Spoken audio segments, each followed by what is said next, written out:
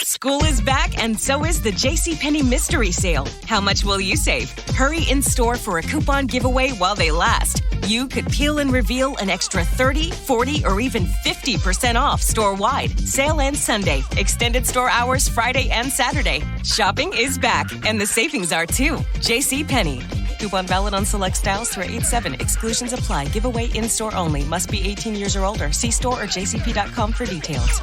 Do it!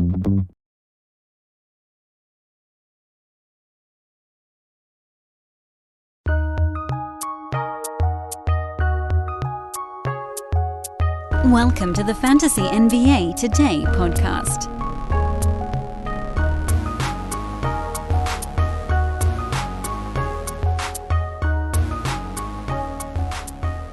I hope everybody out there has been enjoying the Vin Scully Twitter takeover that's happened since his passing a couple nights back. I know I have.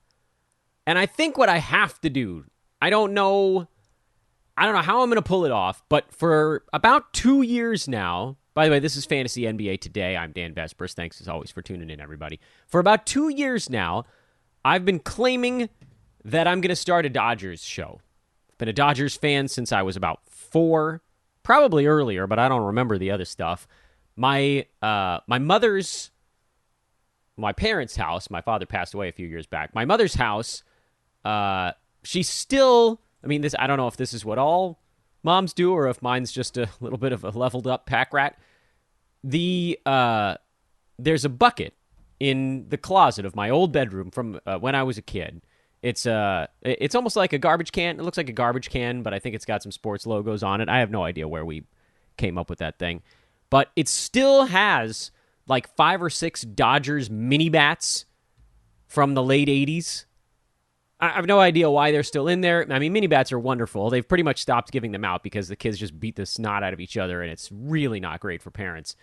But I had them. I loved them. I used to just imitate every player's batting stance in the mirror. 4 or 5-year-old Dan. I thought, well, maybe I'll play baseball. And then everybody grew. Everybody grew. But little Dan didn't grow. You guys know I broke 5 feet in, I think, late 10th grade? That was middle school was rough. I did manage to achieve a whopping 5'9", so there was a pretty good little jump there at the very end of high school, but obviously still a small guy. I had no prayer of playing professional baseball. I really didn't even have a prayer of playing high school baseball. But then, the real love took over, and that was talking about it. And most of you guys know this. I was a minor league broadcaster for about 10 years before the team I worked for up in Bakersfield. I worked in Visalia and Bakersfield. Those are 2 cities in the middle of California for those listening across the globe. Minor league teams tend to find themselves in slightly smaller areas, although Bakersfield has 400,000 people in the city, because big league clubs don't, unless it's their own farm club, they tend to want to push teams a little farther out. They don't want them right around the big league club because it's hard to compete. You don't want to compete, so on and so forth. Lots of other reasons. So that was, that's how I ended up in that. And we're talking about Vin Scully here the last couple of days. This is why I ended up in this spot. I thought I wanted to play baseball, but I just wanted to talk about it. And then as I moved along, as I got really through into the mid-90s, that was where I kind of added basketball to the arsenal. I started to watch Laker games. They weren't that great in the mid-90s. That was the Sedale Threet, Cedric Ceballos era Lakers, where they were okay, but never all that good. And I picked a pretty good time to start rooting for them because it was only a few years later that Kobe showed up, Shaq showed up, and, well, then Lakers domination in the early 2000s, and then they had sort of second go-round, and now LeBron and so forth. If you're a Laker fan, there's really pretty rarely any downtime. I do feel pretty good about the fact that I started watching them when they were bad. Everybody's like, oh, bandwagon. No, actually, I was the opposite direction on that team. I was like, oh, this is the Los Angeles team? All right, fair enough. Let's rock. No, sorry, I couldn't bring myself to care about Danny Manning. Sorry, Clips. So So I feel like the only way, and not that this is like some sort of honoring thing, it just feels like the right thing for me to do is to finally figure out a way to carve out the time to get that Dodgers podcast going. And I don't know how many of you would care. I don't know how many of you even pay attention to baseball, let alone the Dodgers, but I don't know. Just feels like the time. There's something that needs to push me into it. Also, I really would like to get more into our YouTube stuff at Sports Ethos. And that's not even on the Dodgers side. It's kind of unrelated to that discussion. But the wonderful Joe Orico, host of our Fantasy MLB Today show, put on a live MLB trade deadline podcast. We had a live draft show coverage for the NBA. They're doing Dynasty live shows. The YouTube feed for Sports Ethos is getting a pretty good upgrade this year. So I would strongly recommend you guys check that out. That's youtube.com/Sports Ethos. And of course, go get yourself a fantasy pass. SportsEthos.com. Hover over the premium tab. It's got football in it now. It'll have basketball in it later this month. Might as well just get it ahead of time. Might as well get your football stuff. You don't want to be stuck with like 2 days to prep for your football draft. So get it now. Fantasy Pass, just $5.99 a month. You're only starting it like 2 weeks earlier than you would normally. So check that out over at Sports Ethos. Follow me on Twitter at Dan Bespris, and let's dive into today's stuff. Yesterday was a weird day for the podcast because I had a show and I lost it. I uploaded the wrong one. I deleted the correct file. It was not rescuable at that point because I had never actually saved the raw audio. Every time I do that, I say, I'll save the raw audio next time. And then I never do because then I go like 3 or 4 months without doing something dumb and think, all right, I'm good. I'm not going to do anything dumb anymore. And then I do something dumb again. In the original version of yesterday's podcast, I was recording when the news of Vin Scully's passing broke. So that show got cut short by me kind of falling apart emotionally. And then the actual one, the one that you guys got to hear, the re-record yesterday afternoon, I ended up explaining what the hell happened to the first recording, and so that one kind of got cut a little bit short. But it doesn't matter. That's the beauty part. The beauty part is we're in no rush. We're on first pass. It continues here today, by the way. First pass of our mega list, which, as you guys know from me, is really all about tiers.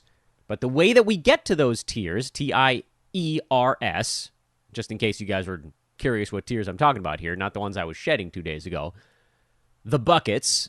I like to call them buckets because it's funnier and because buckets doesn't have 2 spellings or 2 meanings like tiers does. The way we get to our buckets is to arrange the players in some sort of order, a rough order at the very least, of how we think they're going to finish this year with, and this is the hardest part, I believe, the hardest part is deciding what value to place on the totals versus the per game element for these players' values. Because at the top of the draft, like we talked about before, and I'll repeat this periodically throughout this entire process, at the top of the draft, you are leaning more into totals. I don't know if you want to call it like a 70-30 totals split. And as you get into the middle of the draft, it becomes more like a 60-40 per game split. And then as you get towards the back end of the draft, it's almost exclusively per game hunting. It's like 90-10, maybe more even. It might be a 99-1. But figuring out where those cutoffs occur, that's all part of the bucket process, and we just have to be cognizant of that as we're going through these players and loading them into the list. Yesterday, we did the Phoenix Suns and the Golden State Warriors as we move through the Pacific Division, which today puts us on the Los Angeles Clippers and their updated roster, which, by the way, is an extremely deep roster. Clippers roster is loaded to the hilt with good basketball players. Obviously, adding John Wall this offseason. Paul George now healthy again after missing most of last season. Kawhi healthy after missing all of last season. When it comes to the big game, every second counts, especially if you're missing even a moment of the action to go on a drink run. And if you're like me, you don't want to go out anyway. Maybe it's a big game you're missing. Maybe it's just I don't really want to change out of pajama pants. Luckily, there's Drizzly, the #1 app for alcohol delivery. With Drizzly, you can shop local stores and compare prices on the biggest selection of beer, wine, and spirits. And you know you've been consuming them over the last couple of years. And the best part, you can get them delivered in under 60 minutes or schedule them 2 weeks out. Talk about a slam dunk. See what I did there? Drizzly also makes it easy to send the gift of alcohol right to your friends and family for any occasion, even if that occasion is rubbing it in their face when their team loses. You know me, I'm a pragmatic sort. We'll order it when it's winning time. In your face, other team, nah. In our face, drinks. So if you're looking to spend more time watching the game, download the Drizzly app. That's the easiest way. Download the Drizzly app or go to drizzly.com. That's DRIZLY.com. Do it now.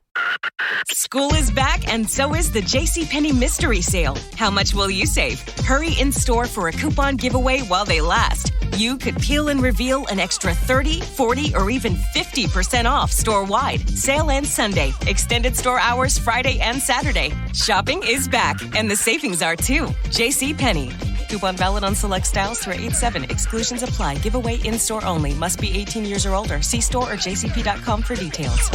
Do it! And so we'll do the same process, but this Clippers one is going to take a little more finagling than some of the other ones. There's going to be easy teams to slot, and there's going to be tough ones.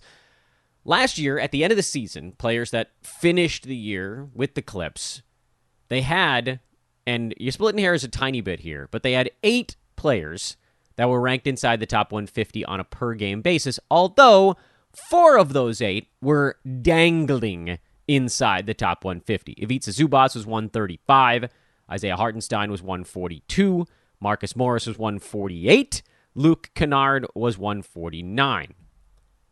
Safely, we can eliminate 3 of those 4 players because Hartenstein ain't there anymore, so that's an easy one. I mean, he'll probably end up back on our list later, but we don't have to do it while we're organizing the Clippers. Luke Kennard and Marcus Morris, the fact that they're sitting right at the edge of the top 150, there's no up for those guys. They played 29 and 27 and a half minutes, respectively, and those numbers are not headed up from where they were. So wipe those 3 players out, and we'll just look at 5 from last year. Paul George, who obviously does need to be slotted into this year's scheme. And we can go ahead and we can plop him in there. And this is a tough one because on a per-game basis, Paul George would be the second highest-ranked player we've had so far. Steph was number 6, PG was 16, Chris Paul was 19, Devin Booker was 20. The problem, of course, is that Paul George hasn't come close to playing a full season in multiple years now. Basically, since he's been a Clipper, I don't see any reason why that is going to magically change. And as we've talked about, up near the top, you are hunting totals value mostly, unless there's a massive per-game edge for one guy. And when you think about the fact that Paul George effectively was like about 9% more valuable than Chris Paul and Devin Booker per game, but by totals, it wasn't even close, he's got to go in behind those guys on my board. So Paul George at 4 on our list right now, but again, I like the numbers don't really matter, is where he ends up. Rob Covington, who we know has been dealing with some stuff this offseason. I think he came out and talked about depression and other things going on in his personal life. Somehow managed to have a pretty good last month with the Clippers, despite playing only 23.5 minutes per ball game. He averaged 13 points, 5 boards, 3 threes, 2.3 defensive stats, and shot an unsustainably high 53% from the field and 88% at the free throw line. That stuff is not going to stick. I love Rob Covington. You guys know that. I've been a Rob Covington superfan for a very long time. But there's just no reason to think that he could keep up a top 35 clip while only playing 23.5 minutes per ball game. Still, he does belong on draft boards. We're seeing that this sort of the high-octane Rob Covington is trapped in there someplace. And just because Kawhi is coming back doesn't mean that Rob is going to get forced out. He'll be battling with Nick Batum for power forward minutes. He'll get some backup minutes at the 3, probably. I mean, this team is just, again, so absurdly loaded that you've also got to worry about Norman Powell. He's coming up next. Marcus Morris will be fighting with these guys in there. There is still a bit of a hole in the traditional center sense. I know Zubac was fine this last year, but if anything, that would be sort of the weak point. Then they could, I guess, go to Marcus Morris, space the floor there. If they wanted to run Batum at the 5, they could. You got some options, I guess. But Zubac is really kind of the only actual big man on the roster. So, how does Covington get to 23, 24 minutes per game? It remains to be seen, but he is going to be one of their better defensive players, and he is a floor spacer. Every team loves a good floor spacer. So I'm going to assume he gets about 22, 23 minutes per game, takes a pretty medium-sized step back, and that drops him down probably in that Klay Thompson, Draymond Green, Andrew Wiggins grouping. And I'll go ahead and put him ahead of Wiggins, but behind Draymond Green. So Covington is now officially on our board. Norman Powell finished the season very strong in the games that he was healthy enough to play, which not many. I think he played with, the last 2 or 3 games of the regular season. Was pretty good with the Clips prior to getting hurt. Missed a lot of that time in the middle. But again, he becomes a little bit of a luxury this year because the Clippers are going to have to decide. Look, Paul George is going to be in there. Kawhi is going to be in there. Those guys are likely the starting 2 and 3 on the Clips, meaning Powell doesn't really have a place to start unless they shuffled Kawhi up to the 4 or PG up to the 4. Seems unlikely. They also have John Wall, Reggie Jackson to think about if they want to do something with those guys in the backcourt. Does Batum start? Does Marcus Morris start?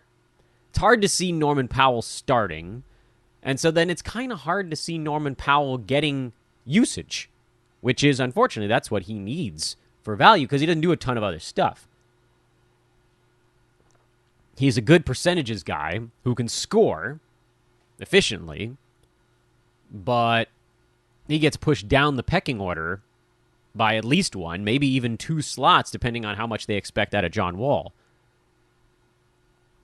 So Powell's a guy I'm likely fading this season. Yeah, he does still belong, kind of near draft boards, but to me, he's got to be down there kind of with Wiggins, as opposed to where we're talking about Covington, he's slotted above him. Powell's kind of right in that same general area. I don't think this season has a great outlook for him unless, we know Clippers will miss some time at some point, but it won't be pretty. Nick Batum was at 123 last year. Down the stretch. He was at 116 on the overall. He's another guy who's trending the wrong way. Not enough guys can get hurt for him to do enough to have sustained fantasy value. So, I don't know that he necessarily needs to be on boards, but he can go down there, somewhere in that lowest group we were talking about, the Cam Johnson, Jonathan Kuminga, Dante DiVincenzo. I'll go ahead and I'll put Batum at the total bottom. I don't think you need to spend a draft pick on him, but he probably does end up finding his way inside the top 150. And then Ivica Zubac, who, again, as the team continues to get deeper, he's just going to do less and less. I'll put him ahead of Batum because I think he falls farther. But I don't see any real reason to draft Zubac outside of the deepest head-to-head leagues where you want a durable center with no upside. So those are your Clippers from last year. We've slotted those 5 guys into our board. Now we have to assess what's going on this year. Who got added that might be relevant? Or was there someone that was already there that was semi-relevant? Reggie Jackson was 191, much more useful in points leagues as he was kind of a punt field goal percent guy. He does not need to be on draft boards in any way, shape, or form. They'll find him a way to play, but his fantasy game is just a complete disaster. And then with John Wall, we saw kind of the same issue. A low-usage John Wall is not going to be a ton of fun. He's not a good percentages guy. His value would come from scoring and assists and steals. Maybe he does still get the steals. He's getting older. We don't know what shape he's in. Not playing for a couple years probably extends the career, I guess, but Nine cat roto. This is not a guy that needs to be selected. If you want to just take a flyer on it, I'm okay with that. And so to that end, I'll put him at the top of that sort of trash bucket we've started. He's the most interesting player in that trash bucket because he's likely to start and play near starters minutes. And, that was like tenet number 2 in fantasy is if you're a starter and you're playing starters minutes, you have a much better shot at fantasy value than someone who isn't either of those things. The ultimate in simplification.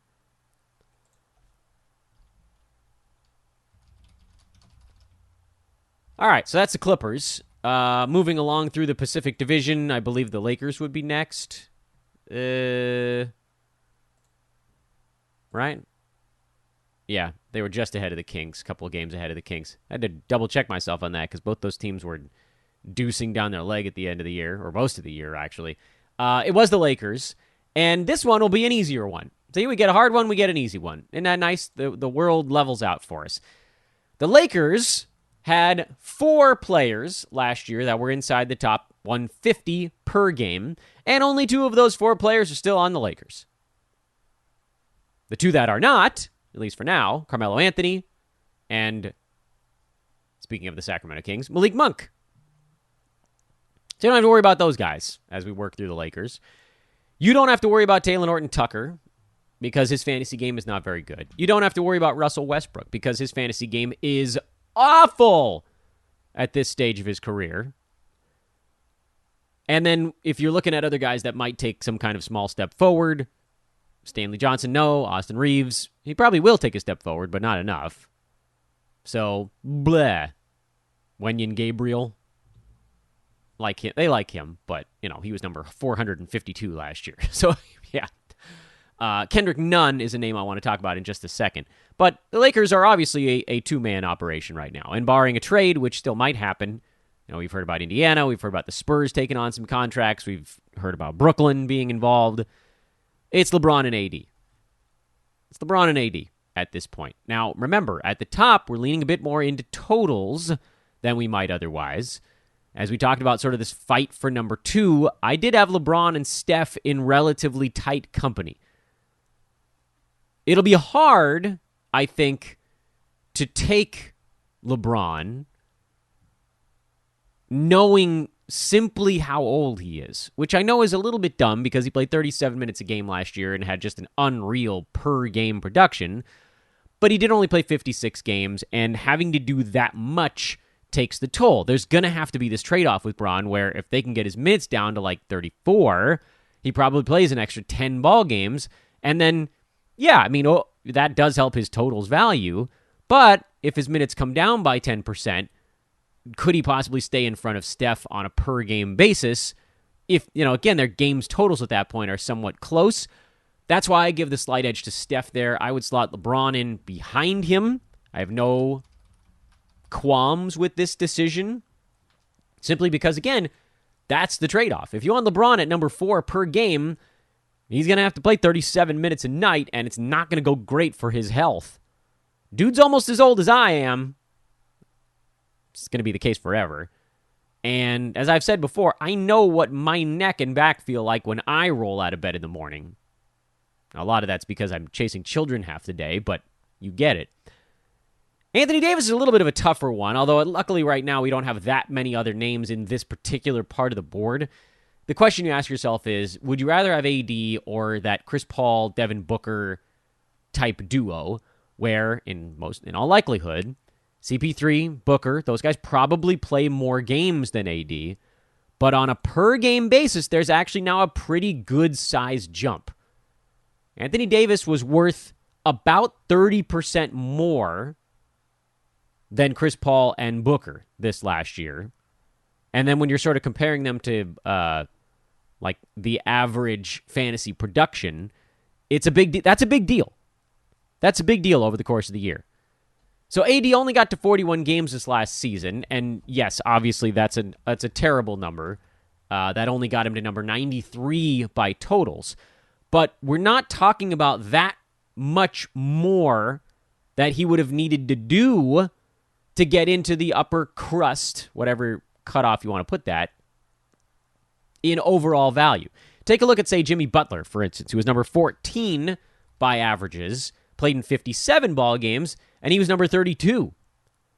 Pretty easy to do some fuzzy math there and say, look, if Anthony Davis got to 57 games, he was ahead of Butler on a per-game basis.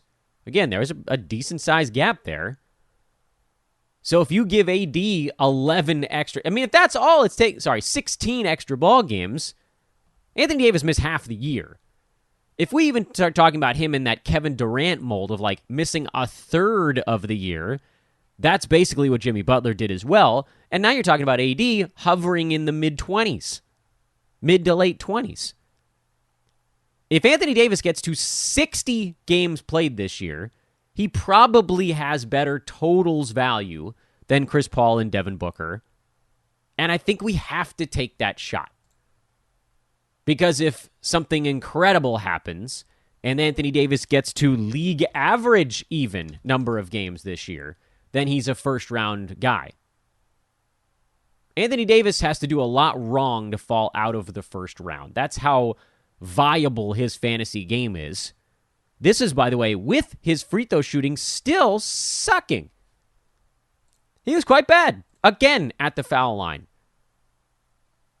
He manages to do this while shooting like high 60s, low 70s at the free throw line. I don't think that number's coming back, but a healthy Anthony Davis is over 20 points per game, near 10 rebounds, 3.5 or more defensive stats, 3 assists, high volume, good field goal percent addition. If the free throw stuff magically returns for AD, he's a top 3 fantasy player. He has that makeup and did for many years. But when you get the yips, you get the yips. I don't think that's going away. So treat AD more like a top 12 type of fantasy play, where if he gets to league average number of games played, obviously he ends up in the late first round, and anything above that is gravy. And then pray he doesn't miss 40 games again. But if he only misses 20, then he probably stays inside the second round. Almost definitely, actually. He definitely stays inside the second round if he only misses 20 ball games. So he's got to be in front of Paul and Booker for me, just because of that upside that those two guys don't really have, either because of age or just general fantasy game. Now, of course, we take a look instead at what's going on with the Lakers so far this offseason, and it's, not anything earth-shattering. But, we got to look at a guy like a Kendrick Nunn, who's likely to play at some point this year. What else is floating around in that team? They signed Thomas Bryant to kind of back up the center position. Damian Jones is also kicking around at that center spot. Lonnie Walker, the fourth they brought in, Juan Toscano-Anderson. There's a lot of the middling names on this team, and most of them won't see enough time to be relevant. Of the name, and Troy Brown Jr. was another guy the Lakers brought in. Of the guys that the Lakers have that we just listed that's sort of floating around, Kendrick Nunn is a guy you could look at and say there's an outside shot, but I don't think you need to draft him. If we see something wild during training camp, like if he's ready to go and he is the full-time starting shooting guard on that club, which he probably should be if he's healthy enough to play. There sort of isn't another reasonable option there. He could have a path inside the top 150, but again, there's minimal upside there. So I'd maybe throw him just in front of Nick Batum in our...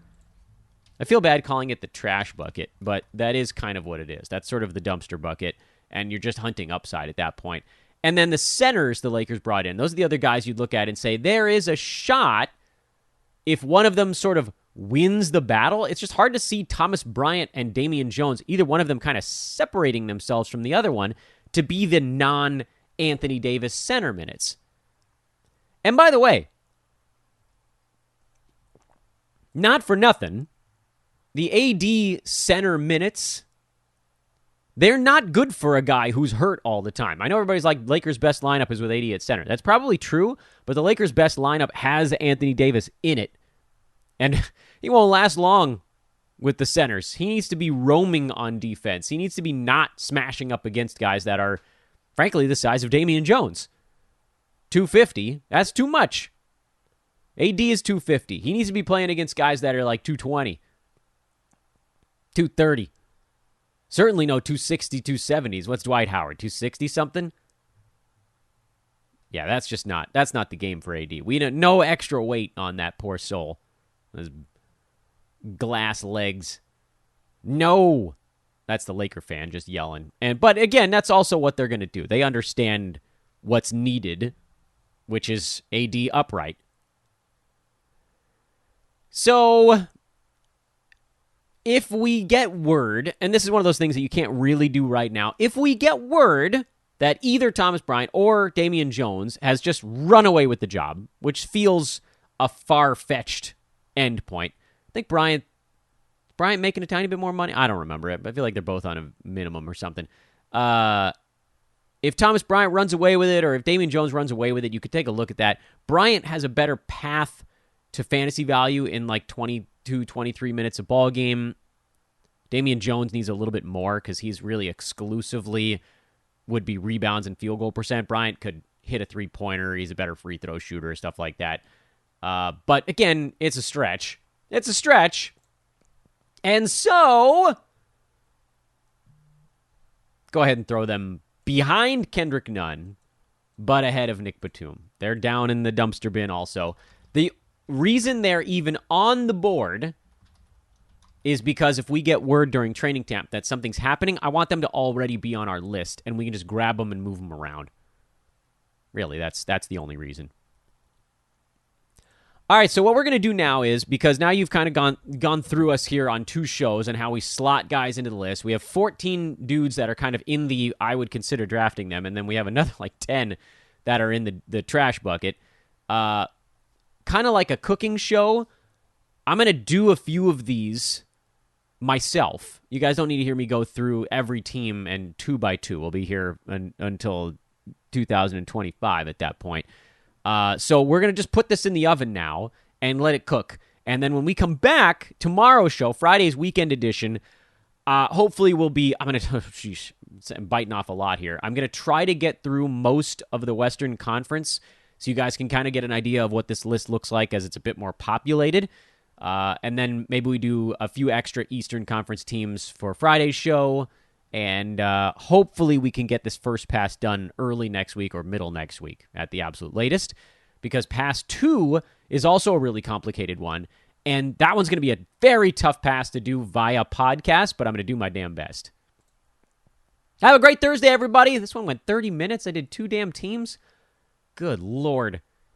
I did say that this pass takes, 3 or 4 hours? Probably longer than that if I'm talking about it every step of the way. I'm Dan Vespers for Fantasy NBA Today, a Sports Ethos presentation. Love you guys. I love you guys. I still can't believe how incredibly fast this offseason is going now, especially when you look at the growth of the show. Thank you. Thank you all. See you guys tomorrow.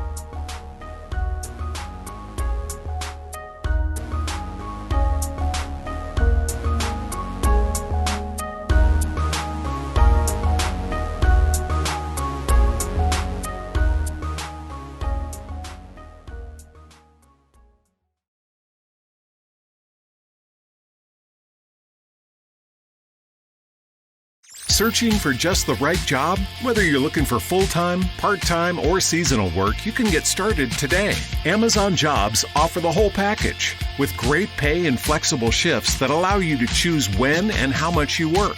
Find a warehouse close to home and discover the role that works for you. To get your application started for an hourly job, go to amazon.com/apply. That's amazon.com/apply. Amazon is proud to be an equal opportunity employer.